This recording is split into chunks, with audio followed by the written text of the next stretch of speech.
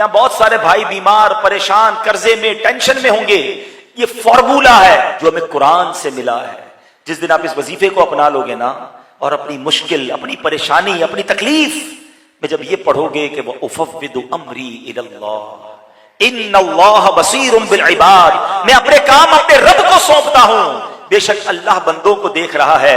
آج ہم کیا کرتے ہیں، ہمارا کوئی کام اٹک جائے ہم کسی منسٹر کو فائل دے کر آتے ہیں اور منسٹر صاحب سائن کر دیں تو تسلی ہو جاتی ہے میری فائل پہنچ گئی ہے. ارے میں نے تو فلاں وزیر کو دے دی ہے، فلاں جناب حاکم کو دے دی ہے. ارے تم دنیا والے کو فائل دے کے سمجھتے ہو تمہارا کام ہو جائے گا، اپنی ساری زندگی کی فائل رب کی بارگاہ میں جمع کرا دو نا. وَأُفَوِّضُ أَمْرِي إِلَى اللَّهِ، اے اللہ میں اپنے کام تجھے سونپتا ہوں، میں تھک گیا، میں پریشان، میں بیمار، اے اللہ میں قرضے سے نہیں نکل پا رہا، میرے روزگار کے مسائل ہیں، میرے گھر میں پرابلمز ہیں، اے اللہ میں دنیا میں کوششیں کر کے تھک گیا، اے مالک اب تیرے سپرد کرتا ہوں، اور تجھ سے بڑا خالق کون ہے، تیری حکمتوں کے انداز نرالے. وَأُفَوِّضُ أَمْرِي إِلَى اللَّهِ إِنَّ اللَّهَ بَصِيرٌ بِالْعِبَادِ. خدا کی قسم جب تکلیف میں دل کی گہرائیوں سے آپ یہ وظیفہ پڑھیں گے، یہ آیت پڑھیں گے، آپ کو ایک سکون سا محسوس ہوگا کہ میرے رب کریم کو اب کام میں نے دے دیے ہیں جو میری ماں سے زیادہ مجھے چاہنے والا ہے، اور وہ ضرور مجھ پر کرم کے دروازے کھولے گا. آقا فرماتے جو مجھ پر درود پاک بھیجے گا وہ آگ میں داخل نہ ہوگا.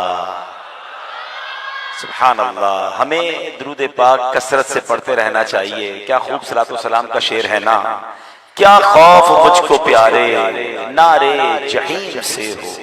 جہیم کہتے ہیں جہنم کو. کیا خوف مجھ کو پیارے نارے جہیم سے ہو، تم ہو شفیع محشر تم پر سلام ہر دم، کوئی نہیں ہمارا ہم کس کے در پہ جائیں، اے بے کسوں کے یاور تم پر سلام ہر دم.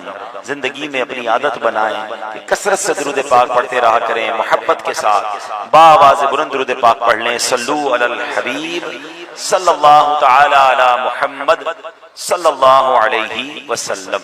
آج ماشاءاللہ قادری مسجد میں یہ عظیم الشان سنت و بھرا اجتماع جاری ہے، اور ایک خوشگوار حیرت مجھے یہ ہوئی کہ شاید 4-5 دن پہلے ہی ہم نے یہ اجتماع طے کیا ہے، مگر اس محبت اور جوش و خروش کے ساتھ آپ سب جمع ہیں.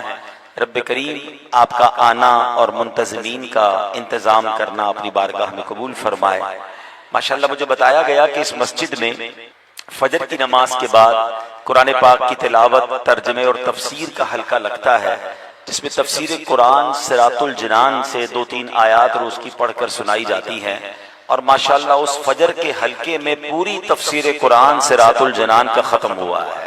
تو سبحان اللہ، مبارک ہو ان اسلامی بھائیوں کو جنہوں نے یہ کام کیا، مبارک ہو جنہوں نے یہ سنا، اور اللہ کریم ہم سب کے دلوں کو نور قرآن سے منور فرمائے.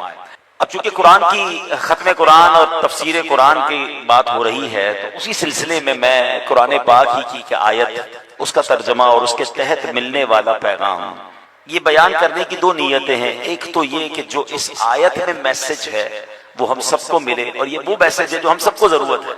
ایسی پرابلمز ہیں ہماری جو ہم جس میں گرفتار ہو جاتے ہیں، انشاءاللہ اس ایک آیت کی تفسیر اور ترجمے سے بہت ساری گائیڈ لائنز ہمیں مل جائیں گی. اور دوسری نیت یہ ہے کہ یہ ریئلائز کروایا جائے کہ جب ایک آیت کا ترجمہ اور اس کی تفسیر اور اس سے ملنے والے پیغام میں اتنا کچھ ہے تو اگر میں پورا قرآن پڑھوں گا تو مجھے کیا کچھ نہیں مل جائے گا. قرآن اللہ کا پیغام ہے، مومنوں کے نام ہے، تو ہمیں چاہیے کہ قرآن سے دوستی لگا لیں. ایک حدیث پاک سے ذرا ریئلائز کیجئے کہ میرا اور آپ کا قرآن سے تعلق کیسا ہے. اللہ کے نبی علیہ السلام فرماتے ہیں وہ دل ویران ہے جس میں کچھ قرآن نہیں ہے. اب چیک کر لیں کہ میرے اور آپ کے دل میں کتنا قرآن ہے، ہماری دوستی کتنی ہے قرآن سے. پورا دن گزر جاتا ہے، بلکہ کہنے دیجئے کئی ہفتے، کچھ لوگوں کے کئی مہینے گزر جاتے ہیں، مگر وہ قرآن کو دیکھتے نہیں ہیں، قرآن کو چھوتے نہیں ہیں، قرآن کو پڑھتے نہیں ہیں. اتنا دوری قرآن سے اچھی نہیں ہے. آج بیان میں یہ نیت ایک اور بھی ہے کہ جب اندازہ ہو کہ ایک آیت میں اتنا کچھ ہے تو پورے قرآن میں کیا کچھ خزانے چھپے ہوئے نہیں ہوں گے. تو اور سے سنیں گے انشاءاللہ تو برکتیں حاصل ہوگی. قرآن مجید فرقان حمید میں اللہ کریم ارشاد فرماتا ہے وَلَا تَقْفُ مَا لَيْسَ لَكَ بِهِ عِلْمٍ إِنَّ السَّمْعَ وَالْبَصَرَ وَالْفُؤَادَ كُلُّ أُولَئِكَ كَانَ عَنْهُ مَسْئُولًا. آسان ترجمہ قرآن کنز العرفان، اور اس بات کے پیچھے نہ پڑ جس کا تجھے علم نہیں، بے شک کان اور آنکھ اور دل ان سب کے بارے میں سوال کیا جائے گا۔ قرآن نے واضح سمجھا دیا۔ یہ کون سی پارہ 15 ہے، سورہ بنی اسرائیل آیت نمبر 36 ہے۔ ایک اہم ترین لیسن دیا گیا، اور وہ سبق کیا ہے؟ اگر اس کو ہم اپنی زندگی پہ نافذ کر لینا، یقین مانے اتنی ساری ٹینشن اور پریشانیوں سے بچ جائیں گے۔ بہت سارے جو گھروں میں خواہ مخواہ کے جھگڑے ہیں، دوستوں میں دوریاں ہیں، محلے میں بدگمانیاں ہیں، یہ ساری ختم ہو سکتی ہیں۔ بہت سارا قیمتی وقت جو ہمارا ضائع ہو جاتا ہے بحث بازی میں، وہ ختم ہو جائے گا۔ دماغی الجھنیں اور ڈپریشن ختم ہو جائیں گے اگر اس ایک آیت پر عمل کر لیں۔ اب ذرا غور سے سنیں اس آیت میں اب اس کو ذرا مزید ڈیٹیل سے بیان کر دیتا ہوں۔ قرآن کہتا ہے وَلَا تَقْفُ، اور پیچھے نہ پڑ۔ بار بار کسی بات کے پیچھے پڑ جاتے ہیں، پیچھے نہ پڑ۔ کس کے پیچھے نہیں پڑنا؟ قرآن کہتا ہے مَا لَيْسَ لَكَ بِهِ عِلْمٍ، اس بات کے جس کا تجھے علم نہیں ہے، اور ہر وہ بات جس کا تمہیں علم نہیں اس کے پیچھے مت پڑو۔ کیوں؟ ان السمع والبصر والفؤاد كل اولئک کان عنہ مسئولا۔ قرآن کہتا ہے بے شک کان، آنکھ اور دل، ان سب کے بارے میں سوال کیا جائے گا۔ ہم سب سے سوال ہوگا آنکھ کے بارے میں، کان کے بارے میں، دل کے بارے میں۔ سبحان اللہ۔ تو بتایا جا رہا ہے کہ ان تینوں کی حفاظت کرنی ہے، اور ان باتوں کے پیچھے مت پڑو جس کا علم نہیں رکھتے۔ اب اس آیت کریمہ کی تفسیر علماء سے ہم سمجھیں گے نا، اپنی طرف سے فیصلہ نہیں کر لیں گے کہ کس بات کے پیچھے پڑنے سے منع کیا گیا۔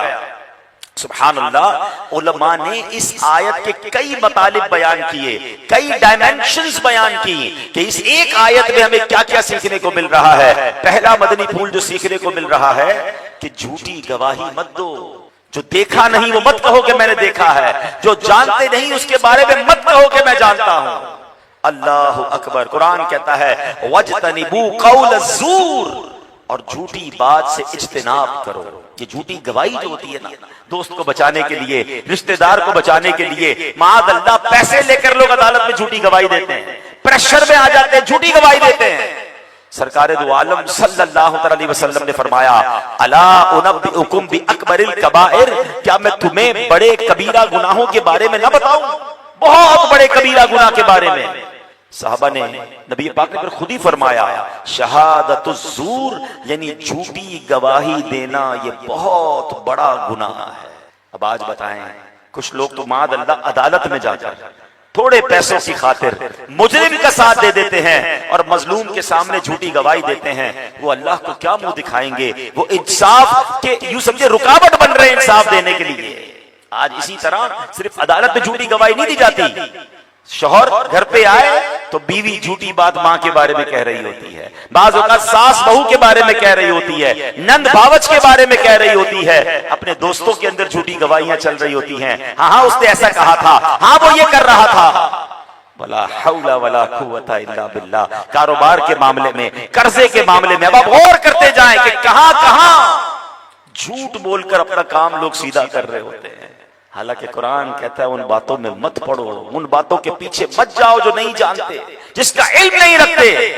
بعض اوقات تو ایسا بھی ہوتا ہے کہ معلوم ہے دوست غلط ہے، مگر چونکہ میرا دوست ہے تو سامنے والا بے شک مظلوم ہے، ہم دوست کا ساتھ دیتے ہیں۔ یہاں دوست کا ساتھ نہیں دینا ہے، یہاں رشتہ دار کا ساتھ نہیں دینا ہے۔ زندگی میں ایک اصول بنا لیں، ہمیشہ انصاف کا ساتھ دینا ہے، حق کا ساتھ دینا ہے، کبھی بھی ظالم کا ساتھ نہ دیں۔ علماء کرام بیٹھے ہیں، سرکار دو عالم علیہ السلام کی بڑی مشہور حدیث ہے کہ وہ خوش نصیب جن کو قیامت کے دن اللہ کے عرش کا سایہ نصیب ہوگا۔ ان میں پہلے نمبر پر میرے آقا نے فرمایا عادل حکمران، عدل کرنے والا حکمران جو ہوگا اسے قیامت کے دن اللہ کے عرش کا سایہ ملے گا۔ تو بتاؤ نا، جو عدل نہیں کرنے والا ہوگا اس کا کیا حال ہوگا؟ جو ظالم کا ساتھ دینے والا ہوگا اس کا حال کیا ہوگا؟ جو جھوٹی گواہی دینے والا ہوگا اس کا ساتھ کیا، اس کا معاملہ کیا ہوگا؟ دوست کا جھگڑا ہو جائے، یار میرے دوست کا جھگڑا ہے، میں دوست کے ساتھ ہوں، ارے بھائی دوست ظلم تو نہیں کر رہا، یہ تو دیکھ لو۔ تمہارا دوست کسی کے ساتھ زیادتی تو نہیں کر رہا، بھائی مجھے نہیں پتا، دوست میرا ہے، جدھر کہے گا لڑنے کے لیے تیار ہوں، جدھر لے جائے گا گواہی دے دوں گا۔ ولا حول ولا قوت الا باللہ۔ قرآن کہہ رہا ہے ان باتوں میں مت پڑو جس کا علم نہیں رکھتے۔ کبھی زندگی میں جھوٹی گواہی نہیں دینی. نبی پاک علیہ السلام نے فرمایا لن تزول قدم شاہد الزور حتی یوجب اللہ لہ النار. جھوٹے گواہ کے قدم بھی نہ ہٹنے پائیں گے کہ اللہ پاک اس کے لیے جہنم واجب فرما دے گا. تھوڑے پیسے کے لیے جھوٹ بولنے والوں سوچو، اپنے دوستوں، اپنے رشتہ داروں، اپنے جاننے والوں کے لیے، اپنے کاروبار کے لیے، اپنا مال بیچنے کے لیے جھوٹ بولنے والوں سوچو کہ یہ شاید تھوڑی دیر کا فائدہ تو ہو جائے گا، مگر یہ جھوٹی گواہی آقا فرماتے ابھی قدم بھی نہیں اٹھے گا اس کا، وہاں سے ہلے گا بھی نہیں کہ اس پر جہنم واجب ہو جائے گی. کدھر جائیں گے ہم؟ آگے چلتے ہیں. اسی آیت کا دوسرا ایک خوبصورت پہلو، ایک دوسرا معاملہ. قرآن کہہ رہا ہے وَلَا تَقْفُ مَا لَيْسَ لَكَ بِهِ عِلْمٌ، اور اس بات کے پیچھے نہ پڑ جس کا تجھے علم نہیں. اس کا ایک معنی علماء نے یہ بیان کیا، جس بات کا تمہارے پاس علم نہیں اپنی طرف سے جواب نہ دو، خواہ مخواہ اپنی عقل کے گھوڑے مت دوڑاؤ. پتا چلا کہ 100% یقین کے ساتھ اگر آپ کو شرعی مسئلہ معلوم ہے آپ پھر بیان کریں، البتہ معلوم نہ ہو تو پھر بتائیں نا.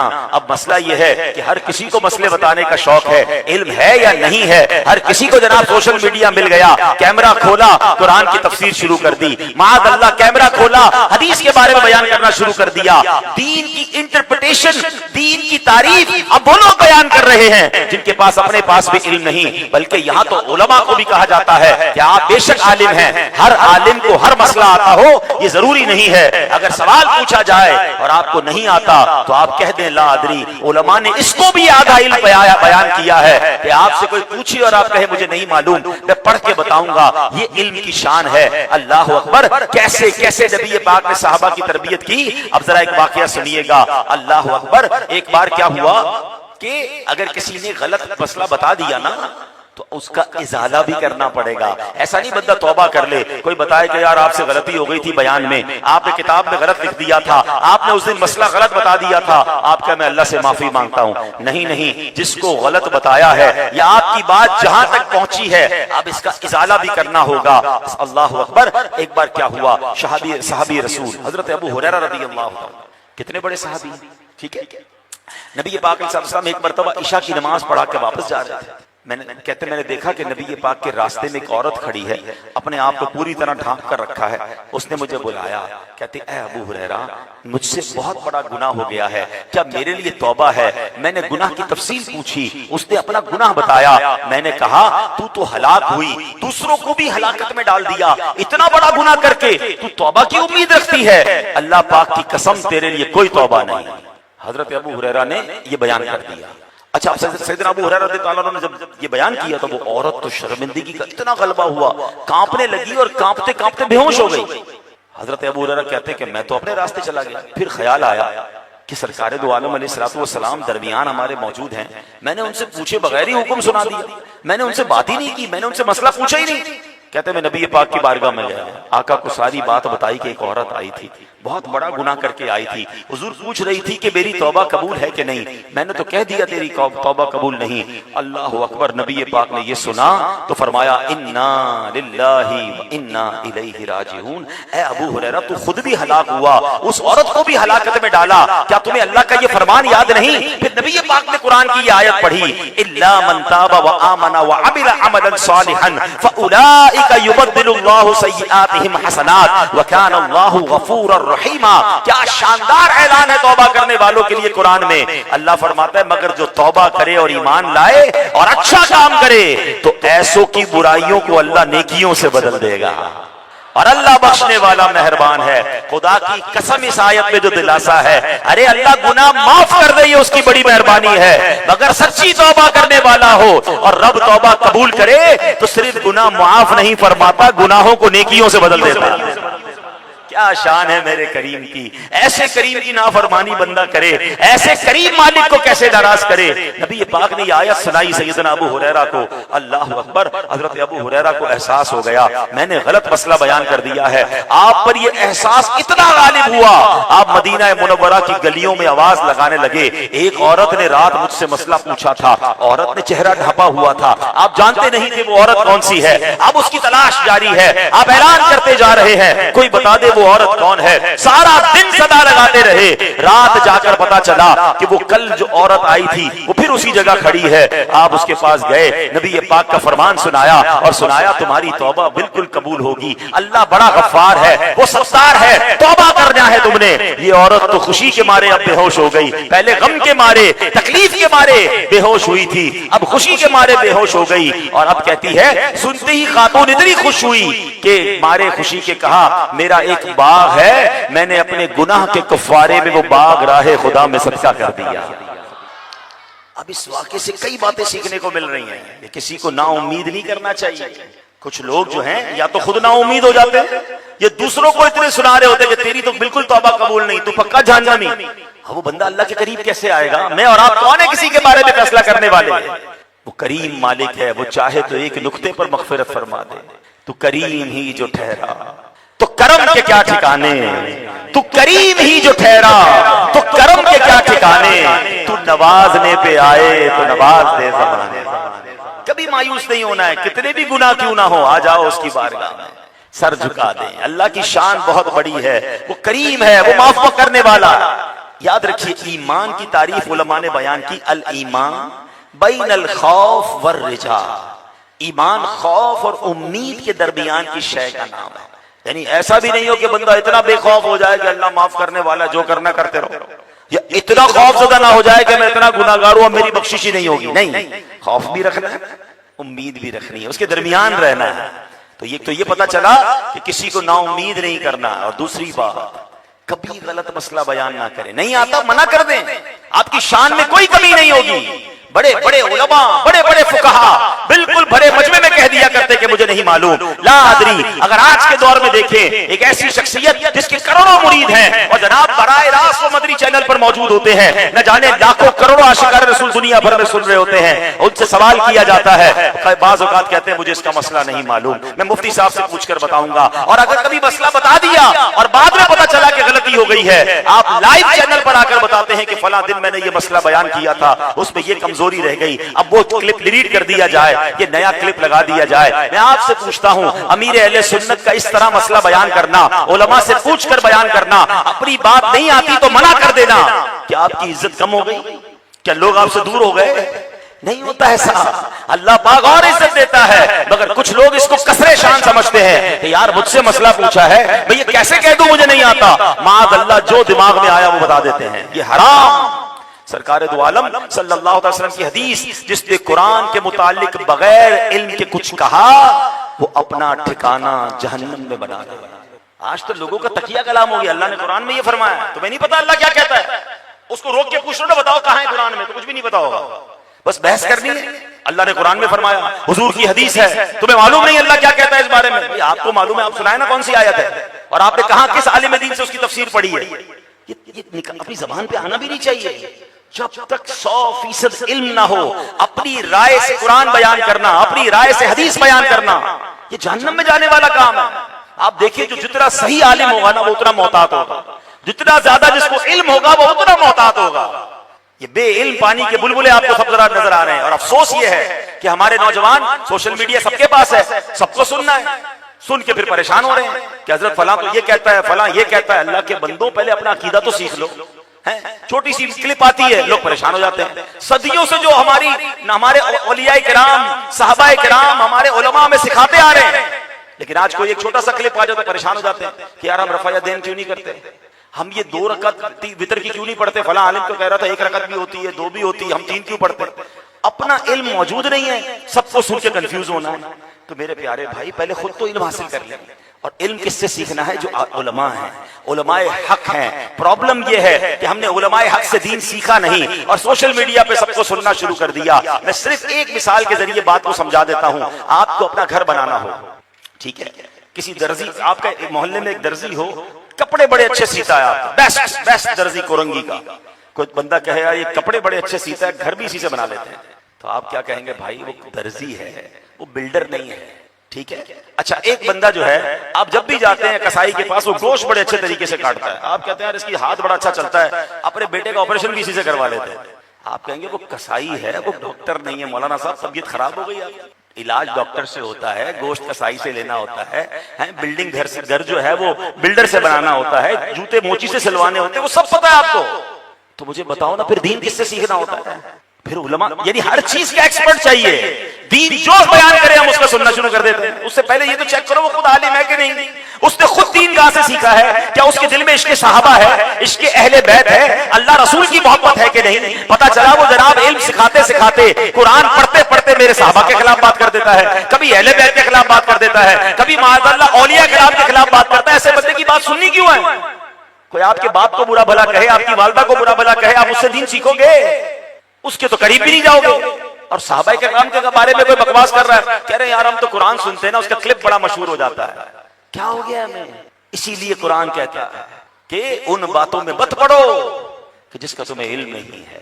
اللہ نے اتنے پیارے علماء دیے، علماء حق دیے، ان کے قدموں کو تھام لیں. یہ فتنے آتے رہیں گے، یہ طوفان آتے رہیں گے، مگر اللہ کی رحمت سے جو اعلیٰ حضرت کے دامن سے وابستہ علماء کرام ہیں، آپ ان کا دامن تھام لیں. انشاءاللہ اللہ نے چاہا ہمارے سیدی اعلیٰ حضرت ہمیں صحابہ اور اہل بیت کی ایسی محبت پلا رہے ہیں، ان کے پیچھے پیچھے انشاءاللہ سرکار کے پیچھے پیچھے جنت میں جائیں گے انشاءاللہ. آگے چلتے ہیں. اس آیت کا ایک اور محمل، ایک اور خوبصورت جو پیغام ہے، قرآن کہتا ہے وَلَا تَقْفُ مَا لَيْسَ لَكَ بِهِ عِلْمٌ، اور اس بات کے پیچھے نہ پڑ جس کا تجھے علم نہیں. صحابی رسول حضرت عبداللہ ابن عباس فرماتے ہیں اس کا معنی یہ ہے بغیر علم کے کسی پر جھوٹے الزام مت لگاؤ. اللہ اکبر. یہ بدگمانیاں اور یہ الزام تو اس قدر آگے بڑھ گئے ہیں، توبہ توبہ، ہر بات میں بدگمانی ہے. کسی کو فون کیا، فون نہیں اٹھایا، ہاں بھائی اب تو امیر آدمی ہو گیا ہے نا، غرور آ گیا، تکبر آ گیا، میرا فون کہاں اٹھائے گا، پیسے والوں کا فون اٹھاتا ہے. ارے اللہ کے بندوں، بندہ کبھی کبھی نہیں اٹھا سکتا فون. اس وقت آپ اجتماع میں بیٹھے، بہت ساروں کے فون بج رہے ہوں گے، سائلنٹ ہیں جیب میں، فون آپ نہیں اٹھا رہے، اور آپ کے بارے میں بدگمانی کر رہا ہے کہ یار بڑے متکبر ہو گئے ہیں. تو کیا ہے یہ؟ حرام، جہنم میں لے جانے والا کام. یعنی آپ بات تو کریں، دیکھیے اس قدر بدگمانی بڑھ گئی ہے. شوہر تھوڑی سی توجہ کم ہو جائے بیوی پر، بیوی سمجھتی لگتا ہے ساس نے کچھ عمل کروا دیا ہوگا. ساس سے 2 دن شوہر اپنے ماں سے نہ ملے، لگتا ہے بیوی نے کچھ کرا دیا ہوگا. اپنی دکان یا مارکیٹ کے اندر مسجد ہے نا، مارکیٹ والے بھی ہوں گے، کسی کی دکان پر ذرا گاہک زیادہ چلے جائیں، یار لگتا ہے تعویذ کروا دیا ہوگا. 2 دن ٹوپی پہن کے آیا تھا، تسبیح پہن کے میری طرف ہی دیکھ کے تسبیح پڑھ رہا تھا، لگتا ہے کوئی خاص وظیفہ لایا، میری دکان پر ہی دم کر رہا ہے. ارے بھائی کس کے پاس ٹائم ہے جو آپ پر عمل کروائے گا؟ یار آپ میں ہے، مجھ میں اور آپ میں ایسا کیا ہے جو لوگ جادو بھی کروائیں گے، جن بھی بھیج دیں گے؟ ساری دنیا کا میں ہی مسئلہ ہوں کہ میرے ہی خلاف سارے لگے ہوئے ہیں. اللہ کے دستے قدرت میں میری قسمت ہے. میرے رشتہ داروں اور میرے پڑوسیوں اور دکانداروں کے ہاتھ میں کیا میری قسمت ہو گئی کہ جناب میرا فلاں معاملہ اس کی وجہ سے ہو گیا، فلاں پرابلم اس کی وجہ سے ہو گیا؟ اپنے اعمال کی طرف توجہ کیوں نہیں کرتے کہ میرے گناہوں کی کہیں مجھے سزا نہ مل رہی ہو؟ اور یہ آزمائشیں تو زندگی میں آتی ہیں. سر میں درد ہوا جادو ہو گیا ہوگا، پیٹ میں درد ہوا جن آ گیا ہوگا، کان میں درد ہوا تو فلاں نے پھونک دیا ہوگا، اسی میں مر گئے. اب بدگمانیاں نکلے اس سے باہر. بھائی شریعت ہمیں، ہمارا اسلام یہ نہیں سکھاتا. اے میرے پیارے اسلامی بھائیوں، قرآن کہتا ہے ان الحکم الا للہ، فرمایا حکم تو اللہ ہی کا چلتا ہے. اور ایک مقام پر فرمایا الولایۃ للہ الحق، اور تمام اختیار سچے اللہ کا ہے. اختیار رب کا ہے، لوگوں کا نہیں کہ وہ کروا دے گا، وہ کروا دے گا. میرے نصیب میں تو ہو سکتا ہے، ورنہ کوئی مجھ پر کچھ نہیں کروا سکتا. آپ نماز پابندی سے پڑھیں، باوضو رہیے، سورہ فلق اور سورہ ناس کا ورد کیجئے، اور توجہ اپنے اعمال کی طرف رکھیے. ایک بات یاد رکھیے، ہم پر جو پرابلمز آتی ہے نا، اس کی بڑی وجہ ہم خود ہوتے ہیں. اب ذرا حدیث سن لیجئے تاکہ یہ مسئلہ حل ہو جائے گا. ایک بار نبی پاک علیہ السلام سے صدیق اکبر رضی اللہ تعالیٰ عنہ نے سوال کیا. حضور عرض کرتے ہیں حضور کیا ہمارے ہر عمل کا بدلہ دیا جائے گا؟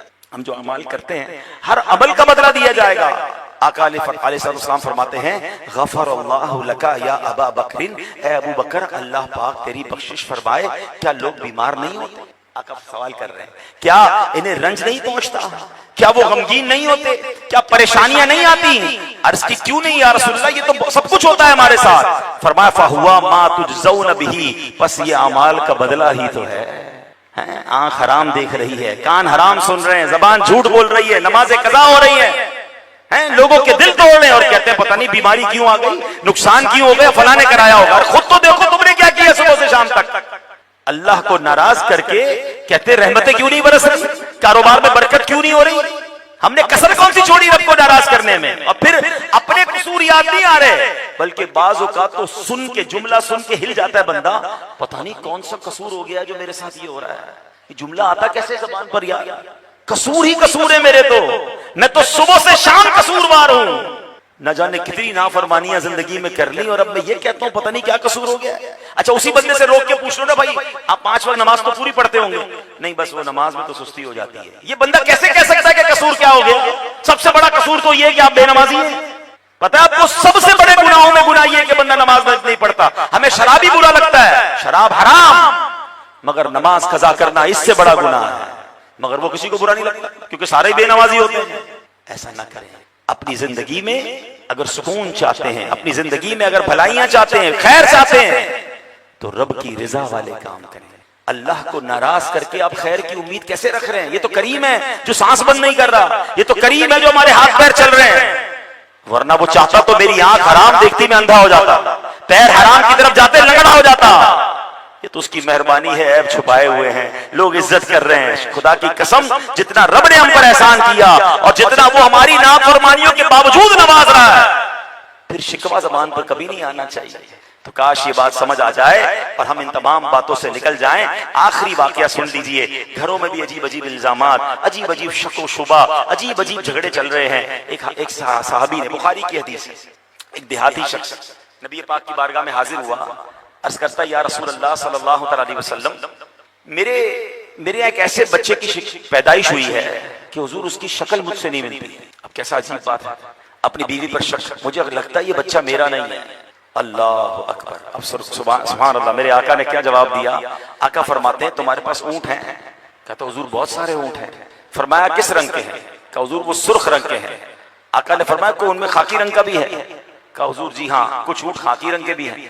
فرمایا بتاؤ سرخ رنگ کے اونٹوں کی نسل میں خاکی رنگ کے اونٹ کہاں سے آ گئے؟ تو کہتے حضور سرخ اونٹ کے باپ داداؤں میں کوئی خاکی رنگ کا اونٹ رہا ہوگا، اس کی رگ نے اس کو اپنے رنگ میں کھینچ لیا۔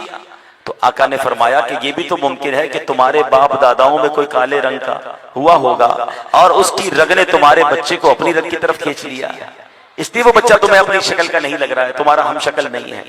اس صحابی رسول نے، اس شخص نے کہا کہ ٹھیک ہے حضور مجھے بات سمجھ آ گئی ہے۔ اب چھوٹی چھوٹی باتوں پر گھر میں شک ہے، شبہ ہے، لڑائی ہے، جھگڑا ہے، اتنی شک کے ساتھ زندگی نہیں گزرتی ہے۔ میاں بیوی یہ گاڑی کے 2 پہیے ہیں، آپ سارا دن گھر سے باہر ہوتے، وہ گھر سنبھالتی ہے بیچاری، اب جناب وہ شک کر رہی ہے یا آپ شک کر رہے ہیں اور چھوٹی چھوٹی باتوں پر الزام لگا رہے ہیں۔ ایسا نہ کریں، زندگی مشکل نہ کریں، اعتماد کریں، اللہ پر بھروسہ کریں اور اللہ سے خیر کی امید رکھیں۔ تو بہرحال میرے پیارے اسلامی بھائیوں، آج چند باتیں عرض کی ہیں، ورنہ اس کے آگے اس ایک ہی آیت کے تحت اتنی باتیں آتی ہیں جو ہم پڑے ہوئے ہیں، جن کاموں میں ہم پڑے ہوئے ان کاموں میں ہیں جن کی ہمیں ضرورت نہیں ہے، اور ان کاموں کو چھوڑا ہوا ہے کہ جو ہمیں سیکھنا ضروری ہے۔ حالانکہ قرآن کہتا ہے وَلَا تَقْفُ مَا لَيْسَ لَكَ بِهِ عِلْمٌ، اور اس بات کے پیچھے نہ پڑ جس کا تجھے علم نہیں۔ آج چائے کے ہوٹل پر کیا ہو رہا ہے، فلاں ملک کا کون سا میزائل آ گیا، فلاں ملک نے یہ کر دیا، لگتا ہے بھائی اب تو پیٹرول کا ریٹ بڑھ جائے گا۔ ایسی پیٹرول پر بحث ہو رہی ہے جیسے حضرت کے 4 تیل کے کنویں ہیں۔ ڈلوانا اسکوٹر میں 100 روپے کا پیٹرول ہے اور ریٹ چیک ہو رہا ہے انٹرنیٹ پر کہ آج پر بیرل ریٹ کیا ہے، کیونکہ ٹائم بڑا ہے، گولڈ کا ریٹ لوگوں کو پتا، آج اسٹاک ایکسچینج کتنا اوپر گئی ہے، فلاں فٹ بال کے میچ کا رزلٹ کیا ہے، ساری بحث کروا لو۔ ان سے پوچھو بھائی نماز کے فرض کتنے ہیں، قرآن کا تلفظ آپ کو آتا ہے کہ نہیں، آپ کو وضو کا طریقہ آتا ہے کہ نہیں، اس کی فکر نہیں ہے، اس کے لیے ٹائم نہیں ہے، اور بحثیں کروا لو جناب ساری رات۔ اللہ اکبر، قرآن کہتا ہے ان باتوں کے پیچھے نہ پڑ جس کا تجھے علم نہیں۔ ارے جس کی ضرورت نہیں اس کے پیچھے کیوں پڑے ہوئے ہیں؟ ایک بار امام اعظم ابو حنیفہ رضی اللہ عنہ کے پاس ایک شخص آیا۔ اب امام اعظم تو امام اعظم ہے نا، حنفیوں کے کروڑوں حنفیوں کے پیشوا ہے۔ وہ نوجوان آ کر کہتا ہے حضرت یہ بتائیے حضرت موسیٰ کی نانی کا نام کیا ہے؟ یہ علماء بیٹھے ہیں، آج کل بھی نوجوانوں کو بڑا شوق ہوتا ہے ذرا فلاں عالم کے پاس جائیں گے، کوئی ایسا سوال کریں گے حضرت جواب نہیں دے سکیں گے، ہم ان کو ذرا تنگ کریں گے۔ ارے علماء کو چیک کرنے نکلے، امام اعظم کو چیک کرنے گیا تھا، حضرت موسیٰ کی نانی کا نام بتا دیا۔ امام اعظم تھے، فرمایا بیٹا وضو کے 4 فرض ہیں۔ کہتا حضرت میں آپ سے یہ پوچھ رہا ہوں کہ حضرت موسیٰ کی نانی کا نام کیا ہے؟ آپ نے فرمایا بیٹا وضو کے 4 فرض ہیں۔ کہا حضرت میں تو آپ کو بہت بڑا امام سمجھتا تھا، میں تو سمجھا آپ مفتیوں کے بھی امام ہیں، میں آپ سے ایک آسان سا سوال کر رہا ہوں، حضرت موسیٰ کی نانی کا نام بتائیے، آپ مجھے وضو کے فرض بتا رہے ہیں۔ کیا کمال کا جواب دیا آپ نے. کہا بیٹا مرنے کے بعد قبر میں تجھ سے یہ سوال نہیں ہوگا کہ موسیٰ کی نانی کا نام کیا تھا, تجھ سے یہ سوال ہوگا کہ نماز پڑھی کہ نہیں, اور نماز پڑھنے کے لیے وضو ضروری ہے, اور بیٹا وضو کے 4 فرض ہیں وہ سیکھ لے. ہم کس بحث میں پڑے ہیں؟ سچ بتاؤ ہماری صبح سے شام بحث کیا ہے؟ فلاں نے یہ کہہ دیا, فلاں کا کلپ یہ تھا, فلاں نے یہ جواب دیا, اس کا علم کم ہے, اس کا علم زیادہ ہے. لا حول ولا قوت. صحابہ کرام کے درمیان بحث چل رہی ہے کہ فلاں نے یہ کیا تھا, اس جنگ میں کیا ہوا تھا. وہ اللہ کے بندے اور وہ صحابہ سب جنتی ہیں, ہم کون ہوتے ہیں کسی کے بارے میں بات کرنے والے؟ اندر دیکھو نا ہمارے اندر کیا چل رہا ہے, ہمارے اندر کتنی کمزوری ہے. 4 دوست مل کر بیٹھتے, کوئی کہتا ہے ذرا اندر کی خبر سناؤ, وہ اگلا بھی آ کے کہتا ہے بہت اندر کی لایا ہوں. اچھا جلدی بتا کیا لایا اندر کی. ارے اپنے اندر کی دیکھو نا, کسی کے گھر کے اندر کیوں جھانکنا ہے؟ قرآن کہہ رہا ہے ولا تجسسوا, ارے تجسس نہ کرو, لوگوں کی پوشیدہ باتوں کے تجسس میں نہ پڑو. اور ہمیں کسی کے گھر میں کیا ہو رہا ہے, کسی کے کاروبار میں کیا ہو رہا ہے, یار اس نے نئی موٹر سائیکل کیسے لے لی, نیا موبائل کیسے لے لیا, سمجھ نہیں آ رہا, لگتا ہے 2 نمبر کا کام کر رہا ہے. ارے بھائی اللہ اسے نواز رہا ہے, اللہ اسے دے رہا ہے, اور تمہیں تکلیف کیوں ہو رہی ہے؟ اور اگر وہ 2 نمبر کا کام کر بھی رہا ہے تو وہ جانے, اس کا رب جانے. آپ کو کس نے انسپیکٹر بنایا ہے؟ اس اندر کی خبر لو نا کہ ادھر کتنی برائیاں ہیں, دل بھرا ہوا ہے کینے سے, دل بھرا ہوا ہے حسد سے, نمازیں میری قضا ہو رہی ہے, قرآن مجھے صحیح پڑھنے نہیں آتا, وضو اور غسل کے فرائض ہمیں نہیں معلوم, اور ہم چلے دوسروں کو چیک کرنے کے لیے. تو نہ کریں میرے پیارے اسلامی بھائیوں. آج اس مبارک اجتماع میں آئے ہیں, خدا را یہ نیت کر کے جائیں کہ جو مجھ پر علم سیکھنا ضروری ہے وہ میں علم سیکھوں, اور وہ ضروری علم صحیح جگہ سے سیکھوں, علماء حق کے ساتھ بیٹھ کر سیکھوں. اللہ کی رحمت سے آج کے اس پرفتن دور میں دعوت اسلامی ایک ایسی نعمت ہے جس نے مسجد درس کا سسٹم بنا دیا. 5 منٹ بیٹھے تو درس کے ذریعے کچھ سیکھ رہے ہیں. مسجد مدرسۃ المدینہ بالغان کھول دیا کہ جناب ہر بڑی عمر کے اسلامی بھائی بزرگ بھی ہیں, وہ آئیں بغیر فیس کے 5, 10, 15 منٹ بیٹھیں, اپنے تلفظ درست کر کے جائیں, اپنی نماز ٹھیک کر کے جائیں. قافلوں میں جاتے ہیں تو نماز کے پریکٹیکل ہو رہے ہیں, نماز کورس کروائے جا رہے ہیں, فرض علوم کورس کروائے جا رہے ہیں, تاکہ جو بیسکس ہیں ہم وہ سیکھ جائیں. تو اے میرے پیارے اسلامی بھائیوں, دعوت اسلامی کے اس ماحول سے وابستہ رہیں. آپ کے کورنگی سے بھی قافلے روانہ ہوتے ہیں, ان قافلوں میں سفر کریں. اور ماشاءاللہ مجھے بتایا گیا کہ اس مسجد میں جلد جامعۃ المدینہ کی ترکیب بھی کرنے جا رہے ہیں اسلامی بھائی. تو بہت اچھی خبر ہے کہ جب بھی یہ اعلان ہو کہ درس نظامی